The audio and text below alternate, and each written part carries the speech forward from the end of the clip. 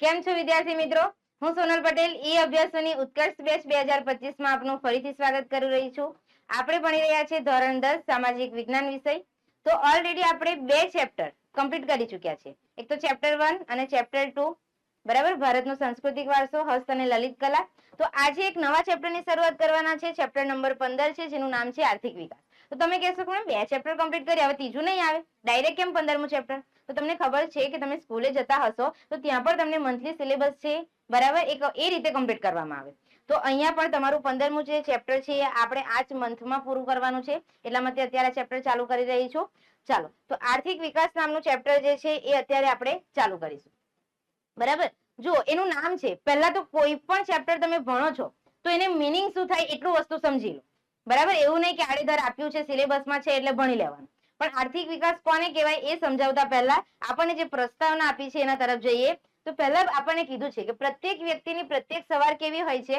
અલગ અલગ હોય છે. જેમ કે આપણે વાત કરી કે ભાઈ કોઈ પણ વ્યક્તિ ઉઠે, માની લો કે તમારામાંથી કોઈને આદત છે કે નહીં મને નથી ખબર, બરાબર, પણ અમુક વ્યક્તિઓ હોય ઉઠે તરત જ કોના દર્શન કરે? મોબાઈલના નહીં, હથેળીના, બરાબર, અને શ્લોક બોલે. કયો શ્લોક બોલે?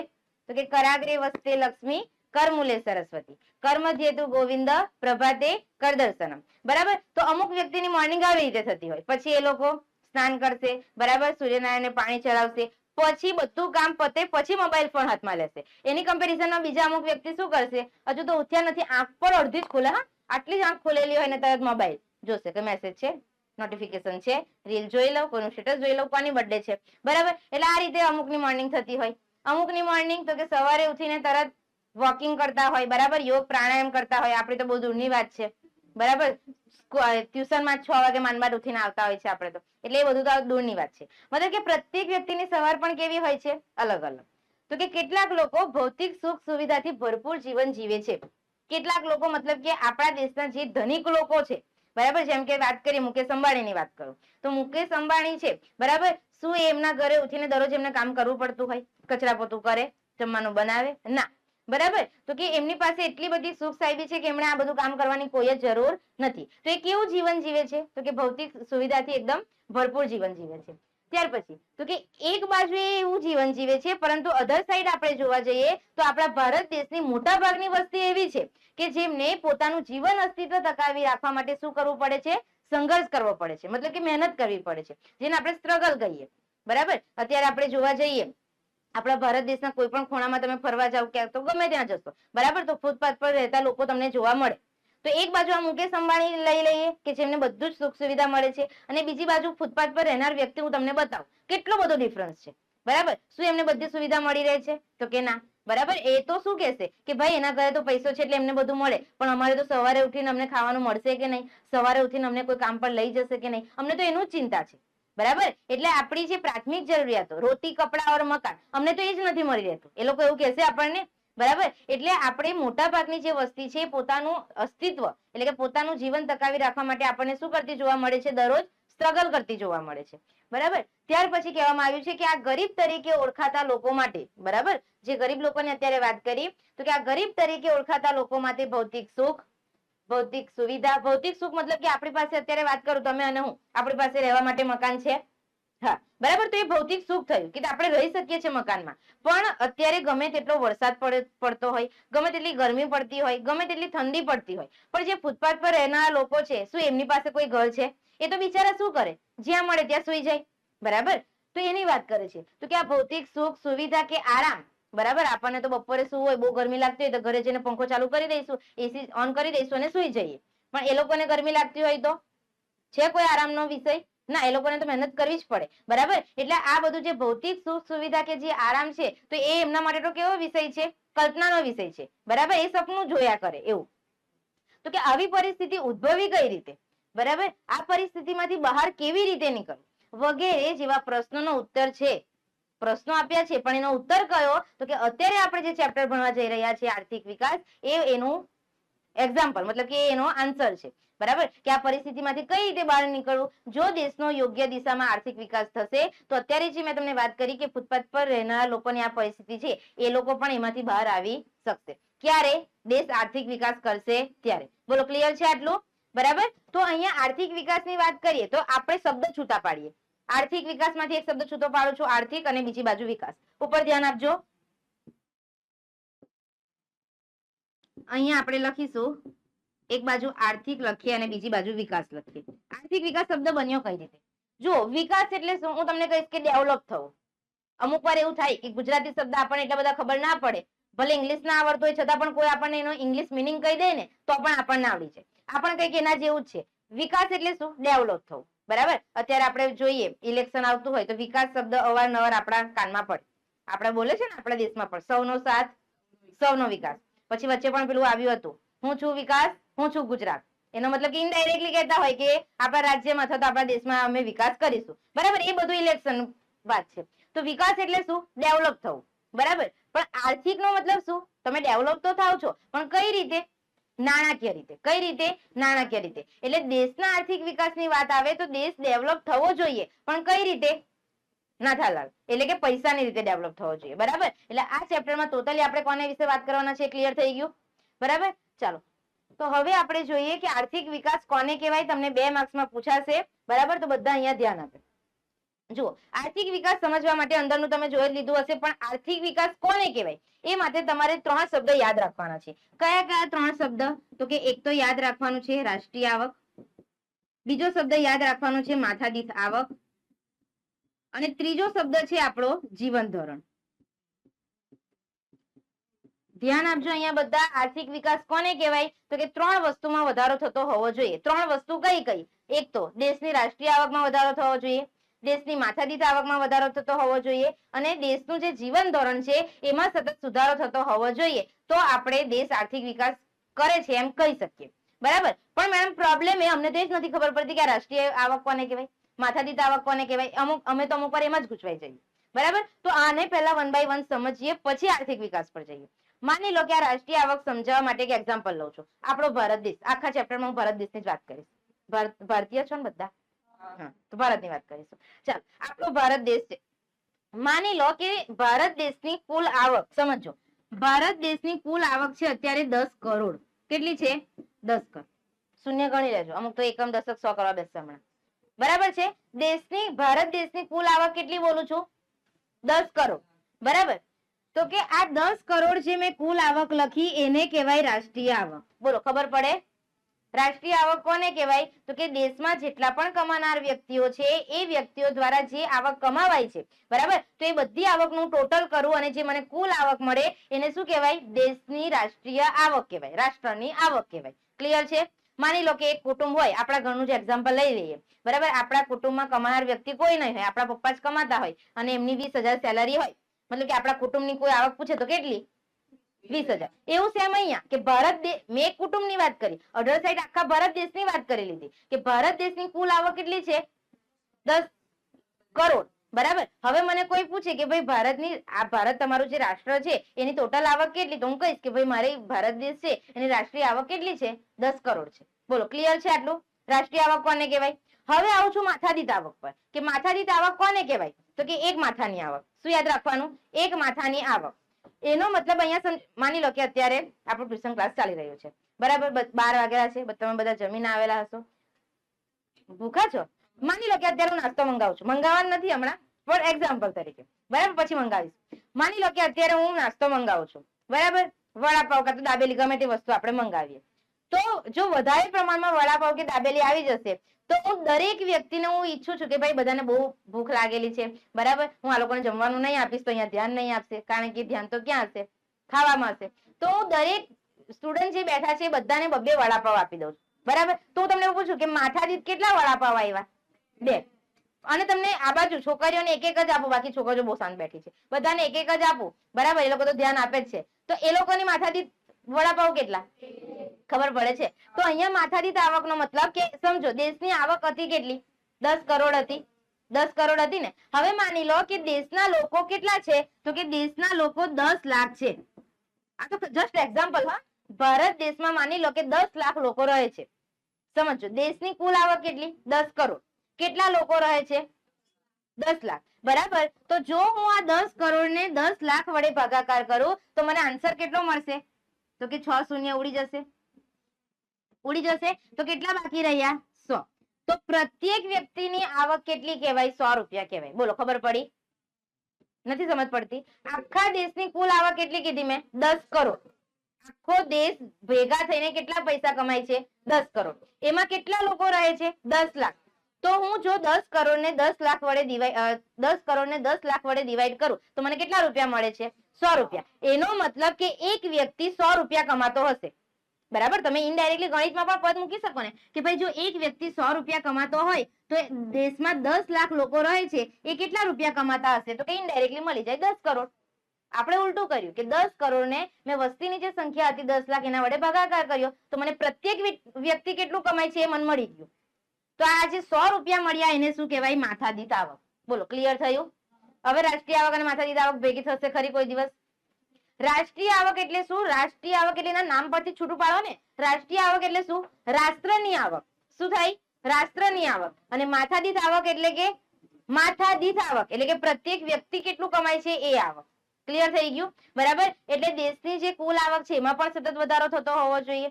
દેશના જેટલા લોકો છે એમની પણ પ્રત્યેકની જેટલી આવક છે માથાદીઠ આવક એમાં પણ સતત વધારો થતો હોવો જોઈએ. અને બીજું, જીવન ધોરણમાં સુધારો થતો હોવો જોઈએ. હવે જીવન ધોરણ એટલે શું? જીવન ધોરણ એટલે આપણી જ વાત કરું, અત્યારે આપણને જે શિક્ષણ મળી રહ્યું છે ઘણું સારું છે. બરાબર? પણ શું પહેલાના જમાનામાં આ રીતે શિક્ષણની સુવિધા હતી ખરી? આપણા ઘરે આપણા બા દાદા હોય તો એમને પૂછજો કે તમે કેટલું ભણેલા છો, તો આપણને કહેશે કે હું તો 7 ચોપડી છું. જોજો, 7 ધોરણ એવું પણ નહીં કહેશે. એ લોકો તો શું કહેશે? હું તો 7 ચોપડી છું, 10 ચોપડી ફેલ છું, 10 ચોપડી પાસ છું. એનો મતલબ કે પહેલાના જમાનામાં શિક્ષણ પ્રત્યે એટલી બધી જાગૃતિ પણ નહીં હતી, શિક્ષણ પ્રત્યે એટલી બધી સુવિધા પણ નહીં હતી, લોકો જાગૃત નહીં હતા. બરાબર? તો કે શિક્ષણ છે. ત્યાર પછી આપણે જોઈએ આરોગ્ય. આરોગ્ય મતલબ કે પહેલાના જમાનામાં હોસ્પિટલો હતી પણ એટલી બધી અંત્ય સુવિધા હતી? તો કે ના. અત્યારે તમને કોઈ પણ રોગ થાય છે, કોઈ પણ બીમારી થાય છે તો મોટામાં મોટા જે ડોક્ટરો છે, મોટામાં મોટા જે હોસ્પિટલ છે ત્યાં એટલા બધા આધુનિક યંત્રો આવી ગયા છે કે એના દ્વારા તમે સારવાર મેળવીને ફરી પાછા કમબેક કરી શકો. એનો મતલબ કે પૈસા જોઈએ, બરાબર, ફરી પાછા આપણે ઉભા થઈ જઈએ. તો પહેલાના જમાનામાં આરોગ્ય પ્રત્યે પણ એટલી બધી સુવિધા નહીં હતી જેટલી અત્યારે છે. એનો મતલબ કે જીવન ધોરણમાં સુધારો થયો કે નહીં? તો કે થયો છે. બરાબર? એટલે ત્રણ વસ્તુમાં જો સતત વધારો થાય તો આપણે કહી શકીએ કે ભાઈ દેશે આર્થિક વિકાસ કર્યો છે, બાકી તો નહીં. બોલો, ક્લિયર થયું? આર્થિક વિકાસ કોને કહેવાય? ચાલો ફટાફટ અંદર જોઈ લઈએ બુકમાં શું કીધું છે. તો કે આજના આધુનિક યુગમાં વિશ્વનો પ્રત્યેક દેશ વિકાસ માટે પ્રયત્ન કરે છે. હું ભારત દેશની વાત કરું તો ભારત દેશને પણ વિકાસ કરવો છે. આપણે જોઈએ છે કે આપણા નરેન્દ્ર મોદીજી છે, બરાબર, દરેક દેશમાં અલગ અલગ દેશમાં જઈને ભારતને આગળ વધારવાના પ્રયત્નો કરે છે. એમનો હેતુ શું છે? કે ભારત અન્ય દેશો કરતા પાછળ પડવું જોઈએ નહીં. એવી જ રીતે અમેરિકા છે તો અમેરિકાનો દેશ છે એ પણ એવું વિચારે કે ભાઈ અમારે પણ બધા કરતા ડેવલપ થવું છે, આગળ વધવું છે. ચીન છે એ પણ એવું વિચારશે કે અમારે પણ બધા કરતા આગળ વધવું છે. એનો મતલબ કે જે પ્રત્યેક દેશ છે, પ્રત્યેક દેશ શું વિચારશે? કે અમારે વિકાસ કરવો છે અને એ વિકાસ કરવા માટેના પ્રયત્નો શું કરશે? ચાલુ જ રાખશે. બરાબર? નેક્સ્ટ, પરંતુ વિકાસ એ માત્ર આર્થિક જ નહીં, અનેક પાસા ધરાવતી સામાજિક પરિવર્તનની પ્રક્રિયા છે. જેમ કે મેં તમને કીધું કે ભાઈ ડેવલપ થવું છે તો એવું નહીં કે આપણી પાસે બહુ બધા રૂપિયા આવી જાય એટલે આપણે ડેવલપ થઈ ગયા. એની સાથે સાથે સમાજના જે લોકો છે એ સમાજનો પણ વિકાસ થવો જોઈએ. જેમ કે આપણા ભારત દેશની સરકાર લઈ લો, બરાબર, કે ભારત દેશની સરકાર પાસે ગમે તેટલો રૂપિયો હોય, સમજો, ભારત દેશની અત્યારે જે સરકાર છે એમની પાસે ગમે તેટલો રૂપિયો હોય તો પણ એ આર્થિક મતલબ કે ડેવલપ છે એવું કહેવાય ના. કેમ? કારણ કે ભારત દેશમાં જે લોકો રહે છે, બરાબર, એમની પાસે સુખ સુવિધા જ નથી. જેમ કે અત્યારે આપણે ભારત દેશની વાત કરું, આપણી સરકાર એવું કહેતી હોય કે અમારી પાસે તો આટલા બધા રૂપિયા છે અને બહારની કોઈ વ્યક્તિ, અમેરિકાની વ્યક્તિ અહીંયા ફરવા આવશે, બરાબર, ફૂટપાથ પર આવી રીતે બહાર નીકળે અને લોકોને સુતેલા જોઈ શું વિચારશે? કે સરકાર પાસે પૈસા છે પણ આ કેવું? આ લોકો પાસે તો કોઈ સુવિધા જ નથી, બરાબર, આ લોકોને કોઈ સહાય જ નથી આપતું. તો ખ્યાલ આવે છે? એટલે વિકાસ એટલે એવું નહીં કે ખાલી આર્થિક રીતે સદ્ધર હોવું, એની સાથે સાથે એમાં કોનો સમાવેશ થઈ જાય? સમાજમાં રહેતા લોકોનો, એટલે કે સામાજિક પરિવર્તનનો. હવે આવે છે કે ભાઈ આર્થિક વિકાસ તમને પૂછવામાં આવે કે આર્થિક વિકાસ એટલે શું? તો કે કોઈ પણ દેશની રાષ્ટ્રીય આવકમાં થતો સતત વધારો એ શું દર્શાવે? આર્થિક વિકાસ. બરાબર? અને આર્થિક વિકાસમાં 3 પોઈન્ટ આપણે યાદ રાખીશું. તો કે દેશની રાષ્ટ્રીય આવકમાં સતત વધારો થવો, દેશની માથાદીઠ આવકમાં વધારો થવો અને થર્ડ, લોકોના જીવન ધોરણમાં સુધારો થવો, જેને આપણે આર્થિક વિકાસ તરીકે ઓળખીશું. બોલો, આટલા ટોપિકમાં કોઈને કોઈ પ્રશ્ન છે કે સમજ પડી ગઈ બધાને? બરાબર? ચાલો તો જોઈએ આગળ કે આ બાબતને આર્થિક વિકાસ કહેવામાં આવે છે. તો તમને પૂછાશે 1 માર્ક્સના ક્વેશ્ચનમાં.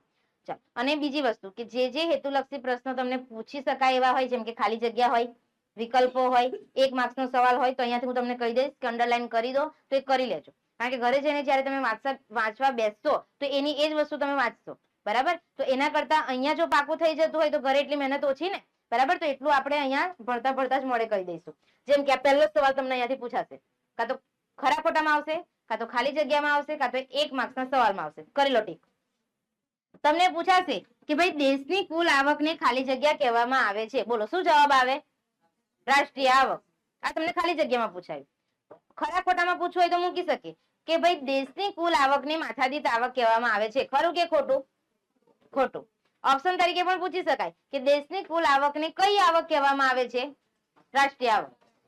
ફરી કહું છું, સીધા કાન પકડે કે ઊંધા કાન પકડે, તમારે જેમ કરવું હોય તેમ કરો, આપણને આવડવું જોઈએ. આવું કોને કહેવાનું? તમારે બળવાળાને કહેવાનું. ખબર પડે છે? મારે નહીં. ચાલો આગળ. તો કે દેશની કુલ રાષ્ટ્રીય આવકને દેશની કુલ વસ્તી વડે ભાગવાથી માથાદીઠ આવક પ્રાપ્ત થાય છે. આપણે સેમ અહીંયા જ કર્યું હતું. 10 કરોડ શું હતી આપણી દેશની કુલ આવક, અને 10 લાખ શું હતી દેશની કુલ વસ્તી. તો આપણે શું કર્યું? દેશની કુલ રાષ્ટ્રીય આવકને દેશની કુલ વસ્તી વડે ભાગાકાર કર્યો તો આપણને શું મળી ગયું? દેશની પ્રત્યેક વ્યક્તિની માથાદીઠ આવક. બોલો ક્લિયર છે? એટલે માથાદીઠ આવકનું અહીંયા સૂત્ર બની ગયું કે ભાઈ માથાદીઠ આવક બરાબર, આપણે 1 માર્ક્સના ક્વેશ્ચનમાં પૂછાય છે કે માથાદીઠ આવક શોધવાનું સૂત્ર લખો. તો શું આવશે? ચોપડીમાં નથી આપ્યું પણ બનાવી દેવાનું જાતે કે માથાદીઠ આવક બરાબર તો કે દેશની કુલ રાષ્ટ્રીય આવક છેદમાં દેશની કુલ વસ્તી. બોલો આવડે બધાને? નેક્સ્ટ. જ્યારે જીવન ધોરણમાં લોકોને પ્રાપ્ત થતી સગવડો જેવી કે આપણે વાત કરી ગયા કે જેમ કે આપણને ખોરાક માટે શાની જરૂર પડે? અનાજની જરૂર પડે, પહેરવા માટે કપડાની જરૂર પડે, શિક્ષણની જરૂર પડે, આરોગ્યની જરૂર પડે. ત્યાર પછી વાહન વ્યવહારની સુવિધા. પહેલાની વાત કરું તો પહેલાના જમાનામાં શું આટલી બધી ગાડીઓ હતી? ના. લોકો બળદગાડાનો ઉપયોગ કરતા હતા એક જગ્યાએથી બીજી જગ્યાએ જવા માટે. અત્યારે બળદગાડું કોઈ પણ જગ્યાએ દેખાય? દેખાય તો આપણે એની સાથે ઉભા રહીને ફોટો પડાવીશું મસ્ત, પણ બેસીએ તો નહીં જ. બરાબર. એટલે એવું બધું છે. ચાલો. તો કે વાહન વ્યવહારની સુવિધા અને રહેઠાણની સુવિધાનો સમાવેશ થાય છે. રહેઠાણની મેં ઓલરેડી વાત કરી કે આપણી પાસે મકાન છે, પણ અમુક લોકો એવા છે કે જેમની પાસે રહેવા માટે મકાન પણ નથી. બરાબર. તો એ બધી વસ્તુઓ છે એનો સમાવેશ શામાં થશે? જીવન ધોરણ. ચાલો. તો કે ભારતમાં જુઓ, અહીંયા ધ્યાન આપજો કે ભારતમાં આઝાદી પછી આપણને ખબર છે કે આપણને આઝાદી મળી. અત્યારે તમે 15મી ઓગસ્ટ 26મી જાન્યુઆરી ના દિવસે સ્કૂલમાં નારા બોલતા હશો, આઝાદી અમર રહો, ઘણું બધું. બરાબર.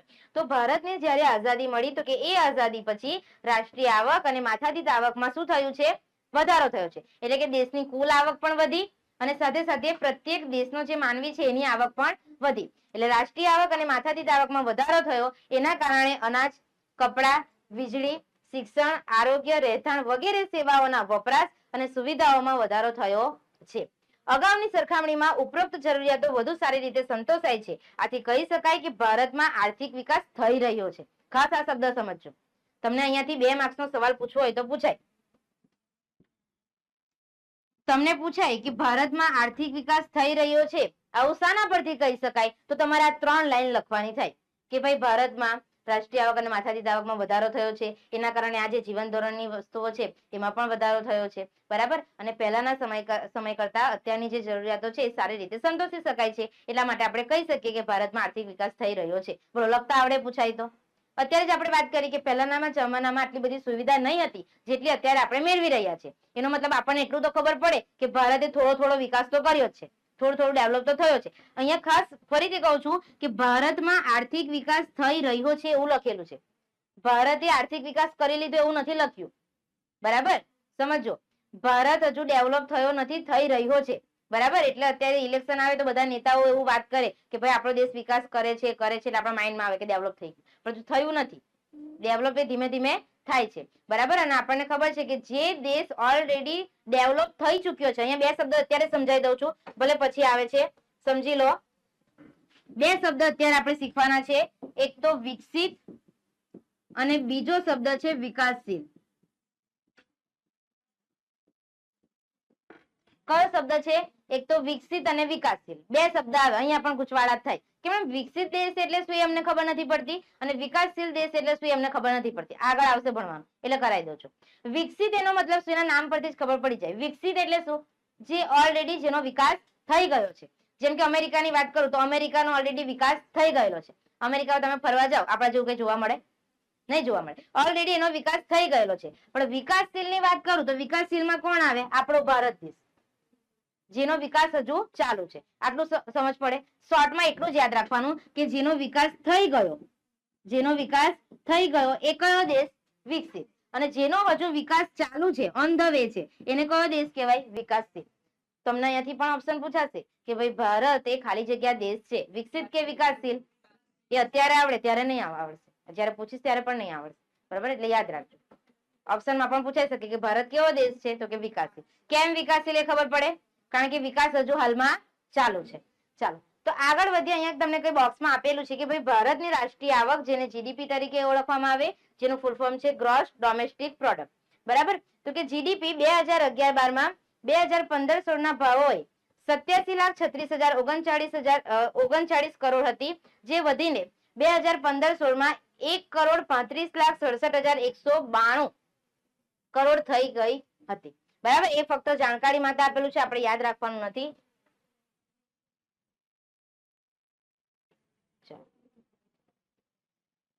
હવે આવે છે આર્થિક વૃદ્ધિ અને આર્થિક વિકાસ વચ્ચેનો તફાવત. અંદર જોઈ લઈએ, પછી એકદમ ઈઝી ટેકનિક દ્વારા લખતા શીખવાડું છું, ખાલી ધ્યાન આપી દો. જો અહીંયા બે શબ્દ છે આપણી પાસે, તો એક તો કયા? આર્થિક વૃદ્ધિ આપેલું છે, અને બીજો શબ્દ કયો છે? આર્થિક વિકાસ. અને મોસ્ટ આઈએમપી સવાલ છે, તમને એક્ઝામમાં પૂછાતો હોય છે, એ ભલે સ્કૂલની એક્ઝામ હોય કે બોર્ડની એક્ઝામ હોય, બરાબર? તમને પૂછાશે કે આર્થિક વૃદ્ધિ અને વિકાસ વચ્ચેનો તફાવત સમજાવો. લાગે આપણને કેવું? બંને ભાઈ જેવા, સરખું સરખું જ લાગે, પણ છે બંને અલગ અલગ. જુઓ, પહેલો મુદ્દો આપેલો છે કે ભાઈ સામાન્ય રીતે આર્થિક વૃદ્ધિ અને આર્થિક વિકાસ બંને શબ્દો વધારો દર્શાવે છે, પરંતુ બંને વચ્ચે કેટલાક તફાવત જોવા મળે છે. કયા કયા તફાવત? તો કે પહેલો તફાવત છે એની વિકાસની પ્રક્રિયાના. પહેલો મુદ્દો કયો? એનો જે વિકાસ થાય છે, જે ડેવલપ કરે છે, એના આધારે એનો પહેલો મુદ્દો પડે છે કે આર્થિક વિકાસ એ ગુણાત્મક છે. સમજો, આર્થિક વિકાસ કેવું છે?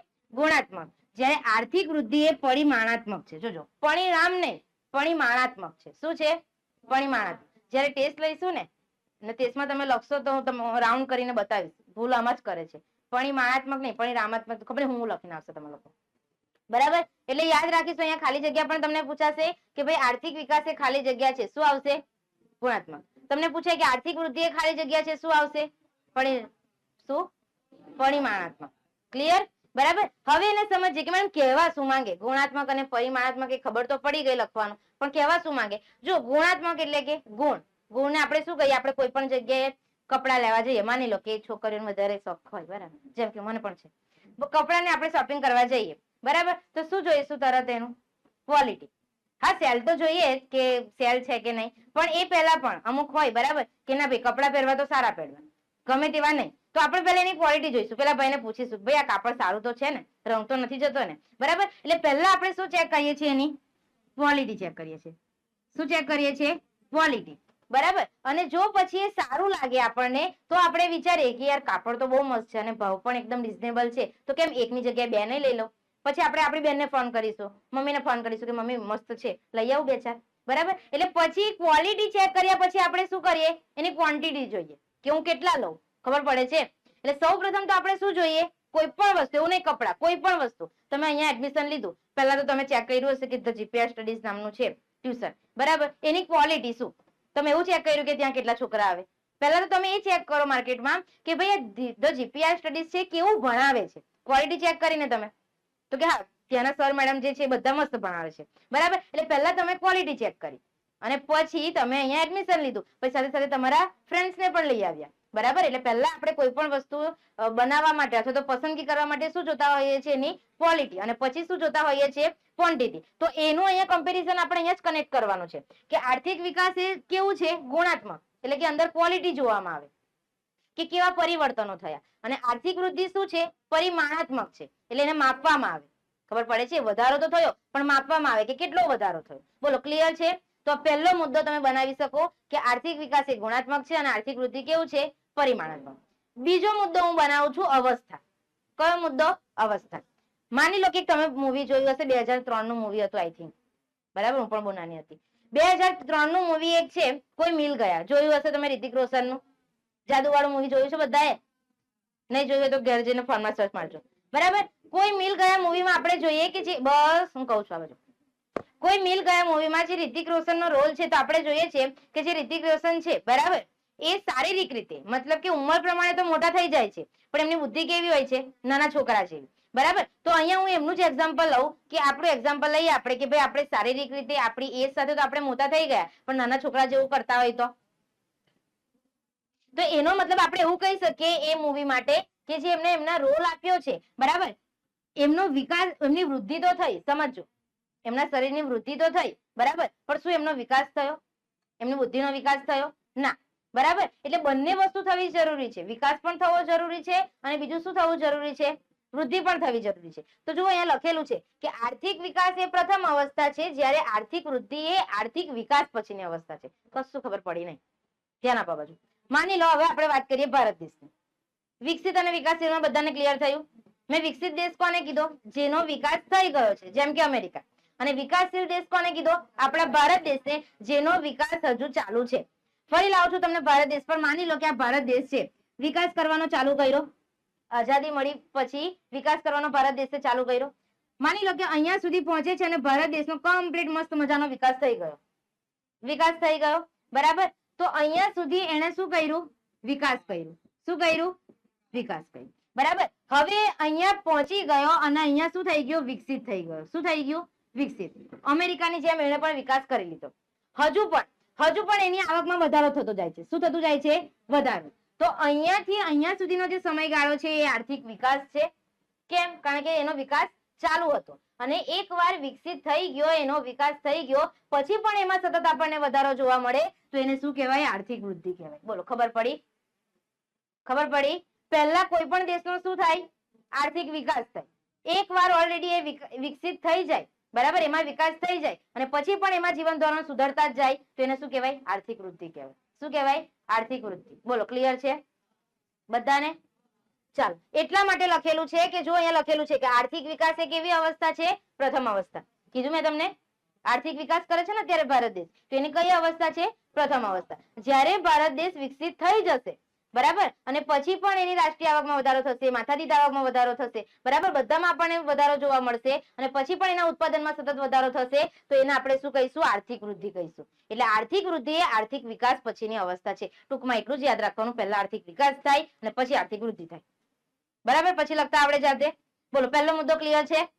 ત્યાર પછી બીજા મુદ્દામાં જઈએ. આપણને કીધું છે કે અર્થતંત્રમાં થતા પરિવર્તનના આધારે. એક્ઝામ્પલ આપું છું, અહીંયા ઉપર જ ધ્યાન આપજો.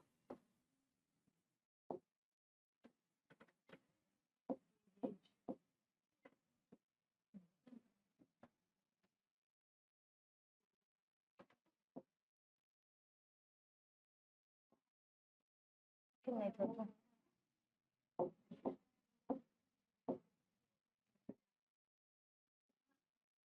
જો આ ગાયબ થઈ ગયું છે. ચાલો, કઈ નહીં, રહેવા દો. જો એક્ઝામ્પલ સમજવા માટે, બીજો મુદ્દો સમજાવવા માટે બધા ઉપર ધ્યાન આપો. માની લો કે અહીંયા આપણું ખેતર છે. શું છે? ખેતર. અહીંયા તો નાનું છે પણ ખેતર બહુ મોટું હોય, તમને બધાને ખબર છે. માની લો કે આ ખેતર છે, ખેતરમાં ઘઉંનું ઉત્પાદન થાય છે. શાનું ઉત્પાદન થાય છે? ઘઉં. હવે ઘઉંનું ઉત્પાદન થાય છે, એ 20 મણ ઘઉં ઉગે છે. કેટલા? ઘઉંનું કેટલું ઉત્પાદન થાય છે? 20 મણ. આ વર્ષે તમે 20 મણ ઘઉંનું વાવેતર કર્યું. બીજું વર્ષ આવે છે, તમે વિચારો છો યાર કઈ ને કઈ મારે કરવું છે, બરાબર, તો તમે જે બીજ રોપતા હતા એની કરતા તમે કઈ નવું સંશોધન કર્યું, નવું રિસર્ચ કર્યું, બરાબર, અને બીજા કોઈ તમે સંશોધનના આધારે રોપણી કરો છો. અને આ જ ખેતરમાં જોજો, ખેતર એનું એ જ, બરાબર, તો આ જ ખેતરમાં તમે વાવેતર કર્યું અને 20 ની જગ્યાએ હવે ઉગે છે 25 મણ. શું કર્યું? ખેતર એનું એ જ હતું, મેં શું કર્યું? સંશોધન કર્યું, બરાબર, અને પછી ઘઉંની રોપણી કરી તો હવે 20 મણની જગ્યાએ મારો પાક કેટલો થયો? 25 મણ. તો આને કહેવાય આર્થિક વિકાસ. શું કહેવાય? આર્થિક વિકાસ. પણ માની લો કે આ 25 મણ અત્યારે લખેલું છે એ ભૂલી જાઓ, બરાબર. આ વર્ષે માની લો કે મારા 20 મણ ઘઉંનું વાવેતર થયું, ભાવ પણ બહુ સારો છે, બરાબર, મને નફો પણ સારો થયો, તો આવતા વર્ષે એવું વિચારીશ કે યાર બાજુવાળું ખેતર છે, આ લોકો કશું કરતા નથી, હું એને લઈ લઉં તો, બરાબર. એટલે બીજા વર્ષે મેં કંઈક એવું કર્યું કે મારા બાજુવાળાનું ખેતર છે એ પણ મેં લઈ લીધું, બરાબર, અને એમાં વાવેતર કર્યું, તો ટોટલ થઈને બંનેમાં વાવેતર કર્યું પછી મને 25 મણ ઘઉં મળ્યા, તો એને શું કહેવાય? આર્થિક વૃદ્ધિ. ખબર પડી? નહીં પડી, થોડી થોડી પડી. ફરીથી કહું છું, ખેતર પહેલા કેટલું હતું? એકનું એક જ હતું. કેટલા મણ ઘઉં આવ્યા?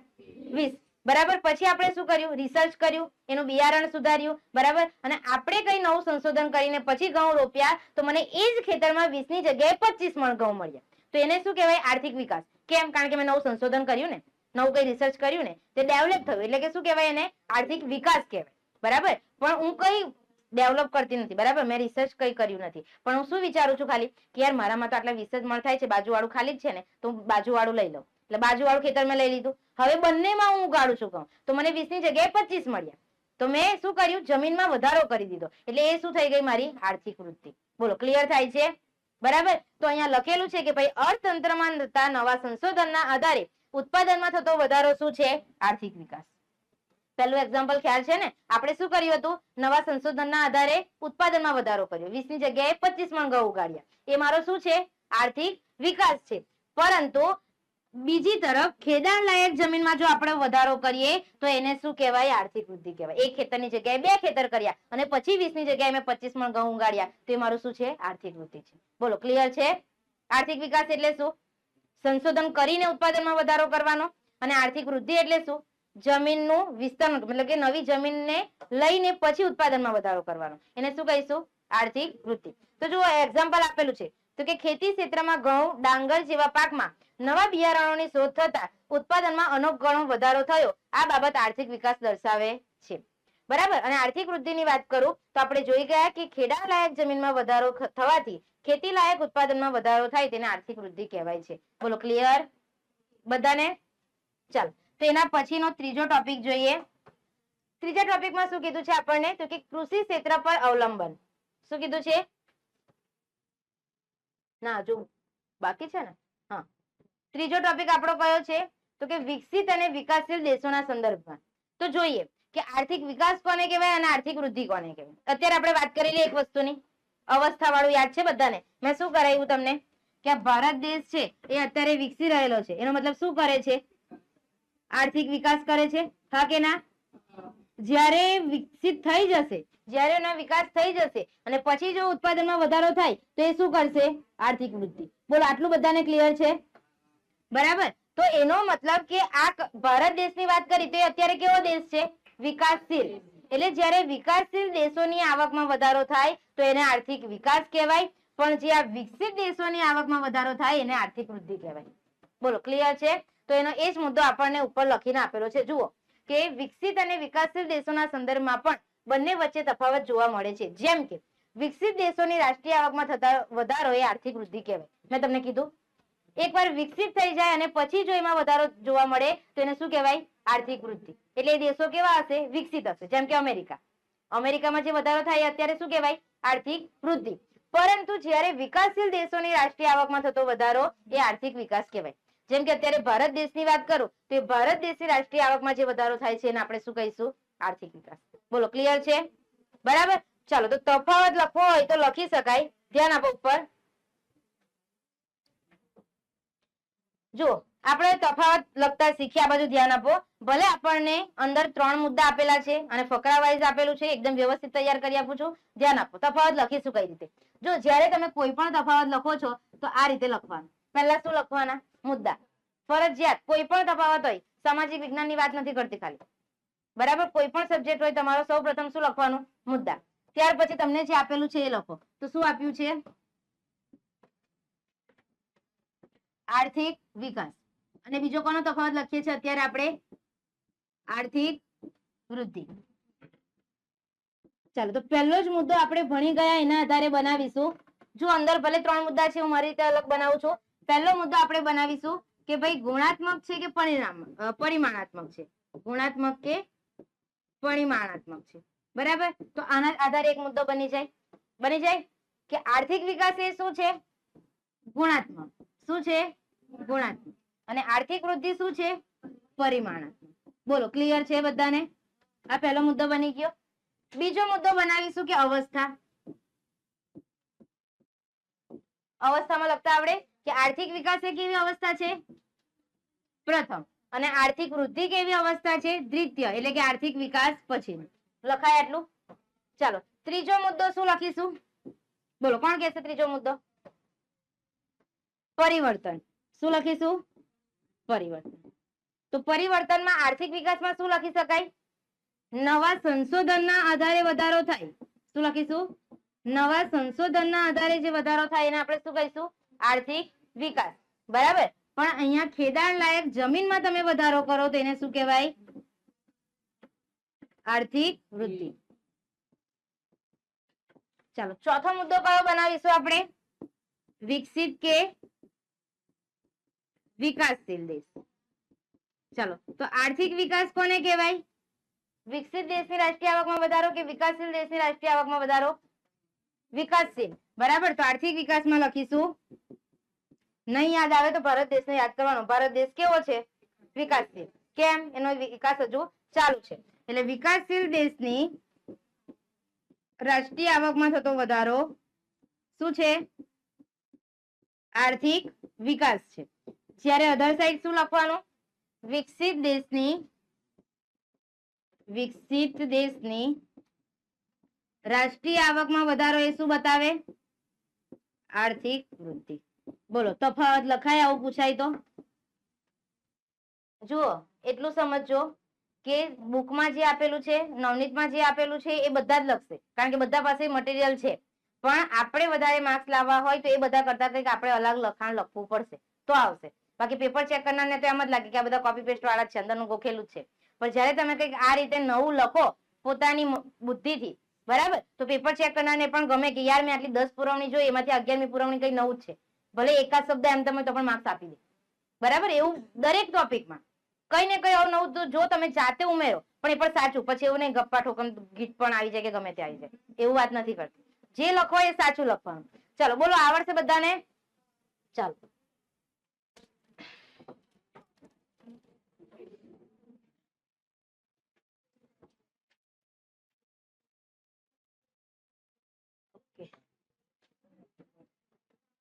બોલો, તફાવત બધાને ક્લિયર છે? તો ત્યાર પછીનો ટોપિક આપણે શરૂઆત કરીએ, વિકાસશીલ અર્થતંત્રના લક્ષણો. ચાલો, વિકાસશીલ અર્થતંત્ર એટલે કોનું અર્થતંત્ર? બોલો, વિકાસશીલ અર્થતંત્ર એટલે કયા દેશનું અર્થતંત્ર? ભારત દેશ. એટલે તમને અહીંયાથી સવાલ ઉલટ સુલટ કરવો હોય અને મારા જેવું કોઈ હોય તો પૂછે. બરાબર. તમને એવું કહેવામાં આવે કે ભાઈ ભારત દેશના અર્થતંત્રના લક્ષણો જણાવો, એટલે આપણે શું કહીએ? મેમ ટેસ્ટમાં કેમ બહારનું પૂછો છો? જે ચોપડીમાં આપેલું એ પૂછો ને. એવું થાય ને. પણ બહારનું કઈ નથી, સમજેલા નથી એટલે આપણને બધું બહારનું લાગે. એટલે આવી રીતે ટ્વિસ્ટ કરવું હોય તો કઈ કરી શકે. વિકાસશીલ જગ્યાએ ભારત દેશનું નામ લખી દઉં, શું ખોટું છે? બરાબર. એટલે યાદ રાખવાનું. ચાલો, તો વિકાસશીલ અર્થતંત્રના લક્ષણો, આપણા ભારત દેશના અર્થતંત્રના લક્ષણો કયા? જોતા જઈએ. તો કે વિકસિત અર્થતંત્ર અને વિકાસશીલ અર્થતંત્ર માથાદીઠ આવકના આધારે અલગ પાડવામાં આવે છે. જો વિકસિત અને વિકાસશીલ મેં તમને દેશી ભાષામાં સમજાવી દીધું. જો એક વસ્તુ, 12 વાગેલા છે, બરાબર. 12 વાગ્યા પછી તમારું ટ્યુશન હતું, બધા જમીને આવેલા હશો. પણ હા, નથી જમીને આવેલા, બધા ખુલ્લી આંખે ઊંઘે છે, જાગી જજો, બાકી ઉઠાડતા આવડે છે એ પણ કહી દો. ખુલ્લી આંખે કોને ઊંઘવું કહેવાય ખબર છે ને? બતાવું પછી. એટલે જાગી જજો. જોઈ તો લીધા જ છે મેં, હાથમાં નહીં આવતા. ચાલો, તમને કહી તો દીધું કે વિકાસશીલ અને વિકસિત એટલે શું? વિકાસશીલ એટલે જેનો વિકાસ ચાલુ છે, અને વિકસિત મતલબ જેનો વિકાસ થઈ ગયો છે. પણ બીજી સાઈડ આપણે વિકસિત અને વિકાસશીલના અલગ અલગ ભાગ પાડવા હોય તો શું કહીએ? તો કે વિકસિત અર્થતંત્ર અને વિકાસશીલ અર્થતંત્ર માથાદીઠ આવકના આધારે અલગ પાડવામાં આવે છે. તો કે માથાદીઠ આવકના આધારે કઈ રીતે? તો એક જ શબ્દ અહીંયાથી પકડી લેવાનો છે, $735. કોનું નિશાન છે? ડોલરનું. તો કે $735 એ આપણું નિર્ધારિત કરેલું છે અંક, બરાબર. કે જો $735 થી, સમજો, $735 થી જો ઓછી માથાદીઠ આવક હશે તો એને આપણે શું કહીશું? વિકાસશીલ. શું કહીશું?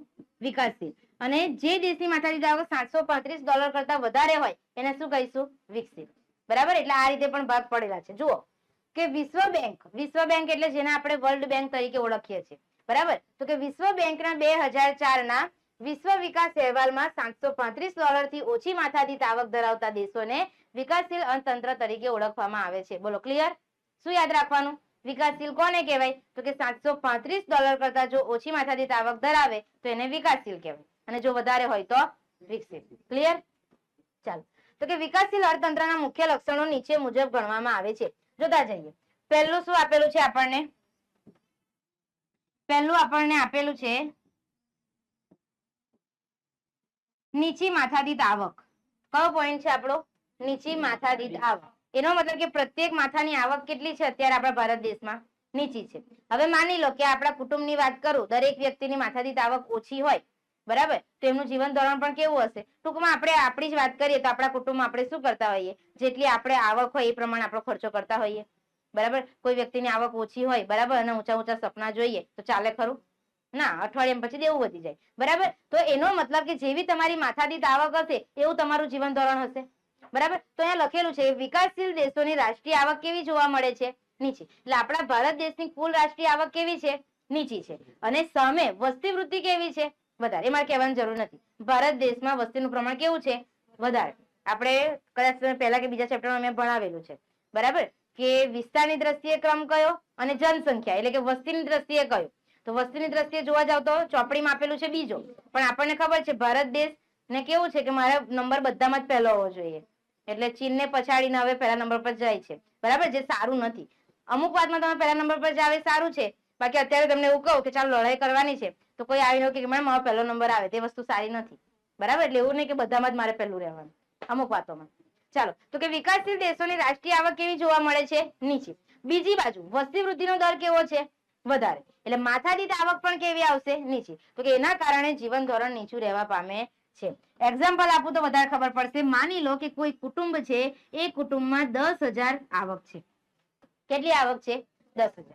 હવે એ જ કુટુંબમાં 10 લોકો રહે છે. કેટલા લોકો રહે છે? 10 લોકો. હું તમને એવું પૂછું કે એક વ્યક્તિની આવક કેટલી? એક વ્યક્તિની આવક કેટલી? હું તમને એવું પૂછું તો કેટલી આવશે? 1,000 આવશે. પણ માની લો કે આ 10,000 જે આવક છે તો કુટુંબના સભ્યો વધીને 20 થઈ ગયા. હવે તમને હું પૂછું કેટલી આવક? કેટલી? નહીં આવડે તો કરવાનું આ રીતે. કેટલા આવશે? 500. તો એક વ્યક્તિની આવક કેવી થઈ ગઈ? માથાદીઠ આવક 500. ખબર પડે છે? એટલે રાષ્ટ્રીય આવક તમારી નીચી હોય પણ એની સામે જો વસ્તી તમારી વધતી જાય તો એનો મતલબ કે માથાદીઠ આવક કેવી થતી જાય?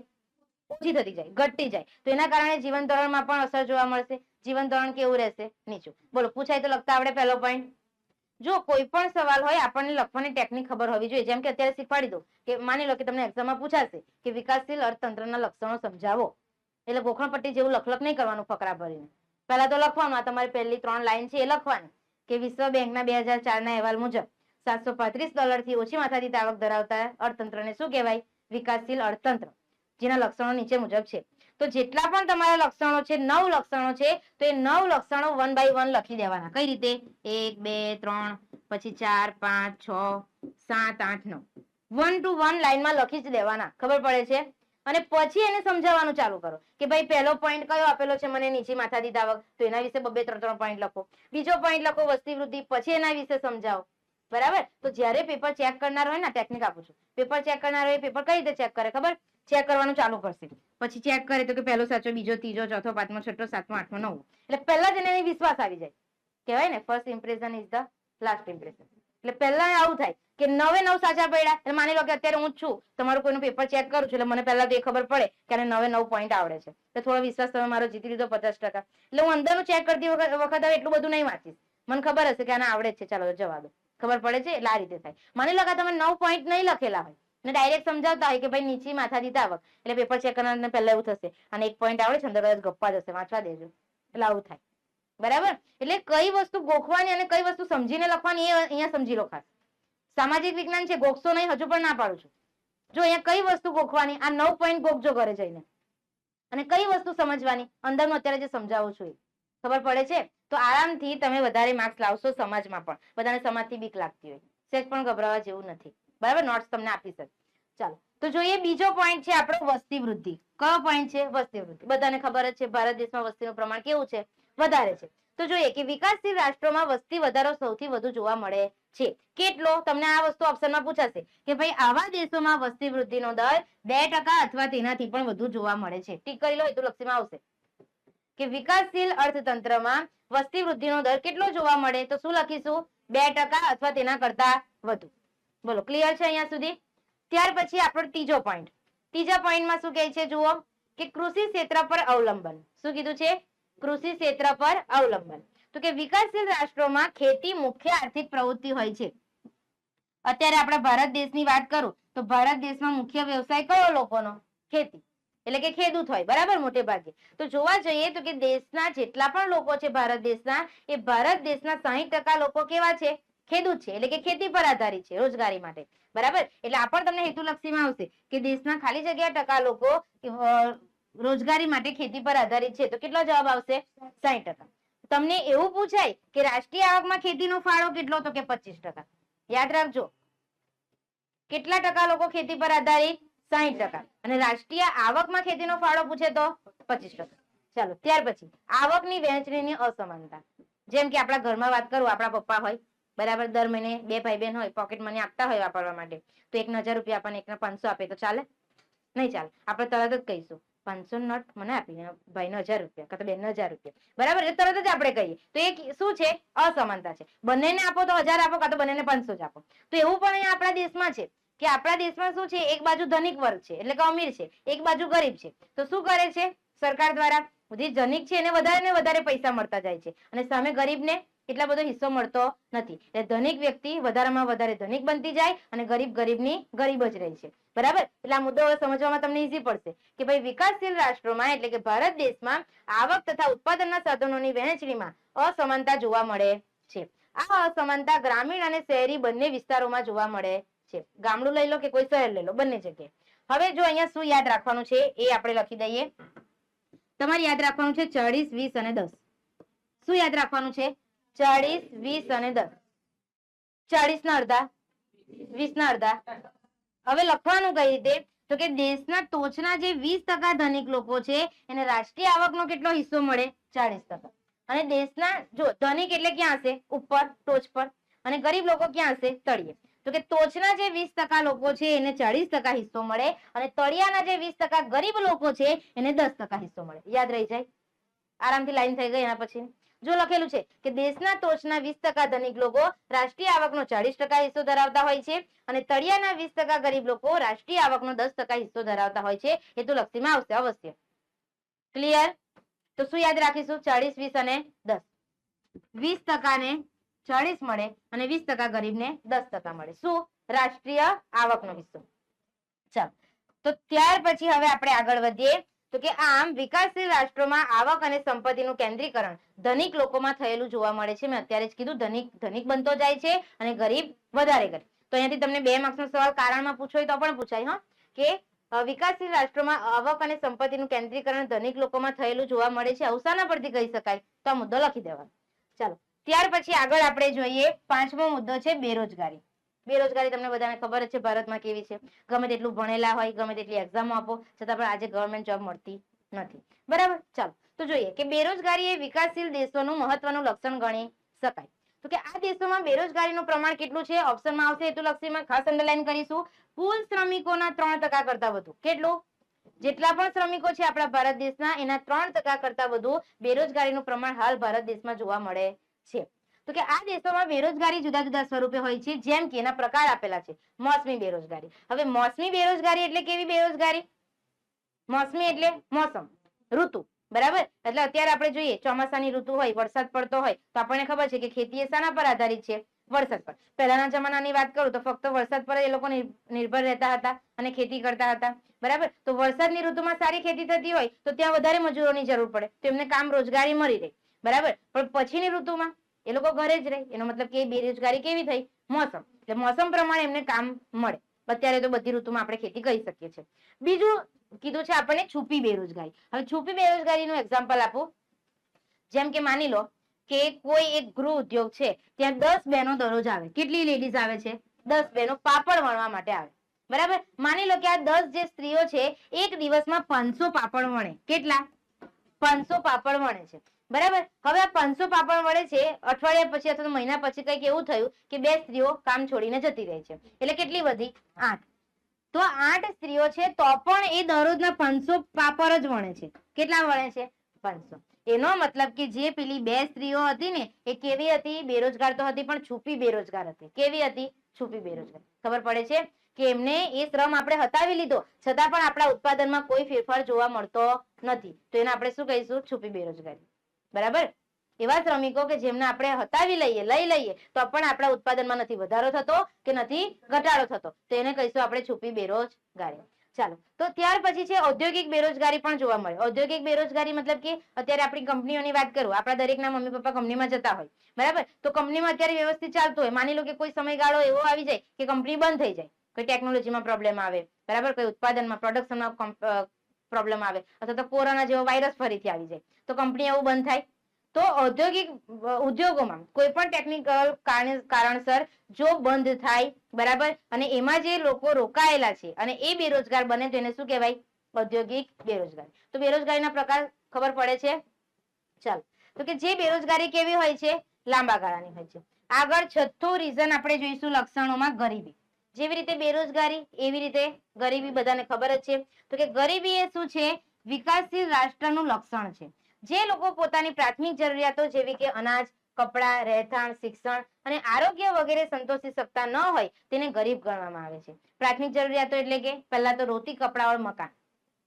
ખાવા માટે રોટલી જોઈએ એટલે ખોરાક જોઈએ, પહેરવા માટે કપડાં જોઈએ અને રહેવા માટે મકાન જોઈએ. આ ત્રણ વસ્તુ જેની પાસે નથી એ લોકોને આપણે ગરીબ કહી શકીએ. તો કે વિકાસશીલ દેશોમાં આવા લોકોનું પ્રમાણ કેટલું છે? હેતુલક્ષીમાં આવશે, ટીક કરજો. કેટલું છે? તો કે કુલ વસ્તીના 3 ભાગ જેટલું. કેટલું છે? કુલ વસ્તીના 3 ભાગ જેટલું તમને પ્રમાણ જોવા મળે. કોનું? ગરીબોનું. ચાલો, ત્યાર પછી આગળ વધીએ આપણે દ્વિમુખી અર્થતંત્ર. ચાલો, દ્વિમુખી અર્થતંત્ર એટલે શું? તો કે જેટલા પણ વિકાસશીલ દેશો છે, ભારતીય દેશની વાત કરું તો કે આ વિકાસશીલ દેશોમાં અર્થતંત્રનું સ્વરૂપ દ્વિમુખી પ્રવર્તે છે. કેવું છે? દ્વિમુખી. તો તમને પૂછાય કે ભારત દેશનું અર્થતંત્ર ખાલી જગ્યા છે, શું આવશે? દ્વિમુખી. જેમ કે વાત કરીએ કે એક બાજુ ગ્રામીણ વિસ્તારમાં, તો કે ગ્રામીણ વિસ્તારમાં શું છે? પછાત ખેત પદ્ધતિ છે, એટલે કે જૂની પદ્ધતિઓ દ્વારા જે લોકો ખેતી કરે છે. યંત્રો પણ કેવા છે? જૂના છે. પછી રૂઢિચુસ્ત સામાજિક માળખું છે, એટલે કે ગામડાના લોકો છે અત્યારે જૂની વાતો જે છે એમની જૂની જે પરંપરા હતી એ જ પકડી રાખે છે, નવું કઈ એક્સેપ્ટ કરવા તૈયાર નથી. ઓછું ઉત્પાદન જોવા મળે છે. જ્યારે બીજી બાજુ શું છે? તો કે શહેરી ક્ષેત્રમાં આધુનિક ઉદ્યોગો જોવા મળે, નવી ઉત્પાદન પદ્ધતિ જોવા મળે, આધુનિક યંત્રો જોવા મળે, તેમજ વૈભવી જીવનશૈલી જોવા મળે. અત્યારે શહેરોમાં વાત કરું તો બધાના ઘરે વાસણ ઘસવાનું મશીન હોય, કપડાં ધોવાનું મશીન હોય, કચરા પોતા કરવાનું બધું જ. અને ખેતરમાં બીજી બાજુ જોવા જઈએ તો બધું હાથથી કરતા હોય એ લોકો, બરાબર? તો ડેવલપ હોય કોઈ કન્ટ્રી તેમાં તો બધા લોકો સરખા નહીં હોવા જોઈએ, બધી જગ્યા સરખી નહીં હોવી જોઈએ. છતાં પણ ગામડામાં આપણને આ જૂનું જોવા મળે, જ્યારે શહેરોમાં બધું આધુનિક, બરાબર, બધું મોડર્ન જોવા મળે. એટલે આપણું ભારત દેશનું અર્થતંત્ર કેવું છે? દ્વિમુખી, એટલે કે 2 મોં વાળું છે. ચાલો, ત્યાર પછી છે પાયાની અપર્યાપ્ત સેવાઓ. પાયાની અપર્યાપ્ત સેવાઓ એટલે કે જુઓ તો કે વિકાસ માટે અનિવાર્ય એટલે કે જરૂરી જે પાયાની સેવાઓ છે, જેમ કે શિક્ષણ છે, વાહન વ્યવહાર છે, સંદેશા વ્યવહાર છે, વીજળી, આરોગ્ય, બેન્કિંગ વગેરેનો આવા અર્થતંત્રમાં ઓછો વિકાસ જોવા મળે છે. આપણા ભારત દેશની એટલે જ વાત કરવામાં આવે કે હજુ વિકાસ થઈ રહ્યો છે. આ બધું ફેસિલિટી આપણી પાસે સારી છે, પણ જે અમેરિકા છે, જે બહારના દેશો છે એના કરતા તો આપણી ફેસિલિટી ઓછી જ છે ને, બરાબર? એટલા માટે કહેવામાં આવે. ચાલો, ત્યાર પછી લાસ્ટ જોઈએ, છેલ્લો મુદ્દો આપણો, ધ્યાન આપો. છેલ્લો મુદ્દો છે 9મા નંબરનો, આપણને કીધું છે આંતરરાષ્ટ્રીય વ્યાપારનું સ્વરૂપ. આંતરરાષ્ટ્રીય વ્યાપારનું સ્વરૂપ સમજી લેજો. જો વિકાસશીલ દેશોમાં વિદેશ વ્યાપારનું સ્વરૂપ અને માળખું અલગ જોવા મળે છે. આ દેશો મુખ્યત્વે કૃષિ પેદાશો અને બગીચા પેદાશો તેમજ કાચી ધાતુઓની નિકાસ કરતા હોય છે. અંદરનું વાંચશું નહીં સમજ પડે, આ બાજુ ધ્યાન આપજો. આપણે ભારત દેશની વાત કરું તો આપણો ભારત દેશ શાના પર આધારિત છે? ખેતી પર આધારિત છે. મસ્ત મજાના શાકભાજી થાય, મસ્ત મજાના ફળ થાય આપણા દેશમાં. હવે આપણા દેશના લોકો જો બહાર જાય છે, અમેરિકા જાય છે, ન્યુઝીલેન્ડ જાય છે, કાં તો ગમે ત્યાં જાય છે, ત્યાં એ લોકો જો ખાતા હોય શાકભાજી, એનો ભાવ કેટલો બધો હોય છે તમને ખબર જ છે, ખબર છે ને, બરાબર? એટલે ત્યાં એ બધી ખેતી થતી નથી. એટલે આપણે શું કરીશું? આપણા ખેતીની જે પેદાશો છે એ શું કરીશું? ત્યાં વેચીશું. ક્યાં વેચીશું? વિદેશમાં. તો વિદેશમાં જે વસ્તુ આપણે વેચીએ એને કહેવાય નિકાસ. શું કહેવાય? નિકાસ. સમજો, આપણે શાની નિકાસ કરી? શાકભાજી. ક્યાં? વિદેશમાં. પણ વિદેશ વાળા આપણને ભાવ કેવો આપે? એકદમ નીચો આપે. તો ત્યાંથી જે આપણને કમાણી થઈ એ કેવી થઈ? નીચી થઈ. કેવી થઈ? નીચી. હવે આપણે પણ આગળ વધવું છે, પણ વિદેશ વાળા શું કહેશે કે અમારી પાસે તો અદ્યતન ટેકનોલોજી ધરાવતા યંત્રો છે. શું છે? અદ્યતન ટેકનોલોજી ધરાવતા યંત્રો. તો આપણે કહીશું યાર મને જોઈએ છે, તો કઈ વાંધો નહીં, ખરીદી લો. એટલે આપણે એમની પાસે શું કરીશું? યંત્રોની ખરીદી. હવે આપણે જયારે એમની પાસે યંત્રો ખરીદવા જઈએ છીએ તો એ લોકો ભાવ આપણી પાસેથી કેવો વસૂલ કરે? વધારે. તો આ તો એકદમ ખબર પડે કે યાર આપણી જે આવક છે એના કરતા આપણને જે ખર્ચો થાય છે એ તો કેવો છે? વધારે. અત્યારે આપણા કુટુંબની જ વાત કરું, આપણા કુટુંબમાં જે આવક છે એના કરતા આપણે જે ખર્ચો કરતા હોય એ વધારે હોય તો પરવાડે આપણને નહીં. તરત જ પપ્પા કે જરા લિમિટમાં, બરાબર? સેમ એના જેવું છે. તો એનો મતલબ શું થાય છે કે આપણા ભારત દેશ પર જે વિદેશી છે એ વિદેશી દેવું શું થતું જાય છે? વધતું જાય છે. બોલો, ક્લિયર? વાંચીએ એટલે ખબર પડી જશે કે કાચી ધાતુઓની નિકાસ કરતા હોય છે. આ પ્રકારની નિકાસોની માંગ કેવી હોય છે?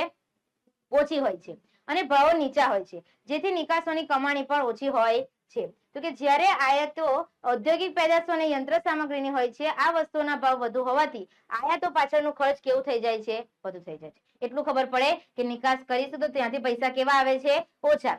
પણ જ્યારે આપણે આયાત એટલે કે ત્યાં ખરીદવા જઈએ છીએ તો ત્યાં આપણે પૈસા કેવા ચૂકવવા પડે છે? વધારે. એટલે આપણું ઓટોમેટિક દેવું વધે છે. આ પણ તમને 2 માર્ક્સના સવાલમાં પૂછાશે કે દેશ પર વિદેશી દેવું વધે છે, સમજાવો. આખો પેરેગ્રાફ લખવો પડશે.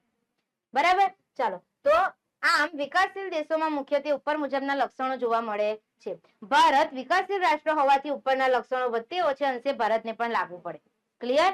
તો આજે આપણે અત્યાર સુધી રાખીએ, પણ હવે આજે આ સવાલો જે ભણ્યા છે, બરાબર, એની બધી જે નોટ્સ છે એ હું તમને આના પછીનું જે આપણું સેશન છે, આના પછીનો જે વિડીયો લેક્ચર આવશે એમાં આપીશ. બરાબર? એટલે અત્યારે તમારે શું કરવાનું છે? જેટલું આપણે ભણેલા છે એના હાઇલાઇટિંગ પોઈન્ટ મેં તમને યાદ રાખવાના કીધા છે એ યાદ રાખી લો. પછી હું તમને નોટ્સ આપી દઉં, બરાબર, જેની મદદથી તમને જવાબ મળે થઈ જાય. ચાલો વિદ્યાર્થી મિત્રો, તો આજનો વિડીયો લેક્ચર અહીંયા કમ્પ્લીટ કરીએ. નેક્સ્ટ વિડીયો લેક્ચરમાં ફરી પાછા મળીશું. Thank you.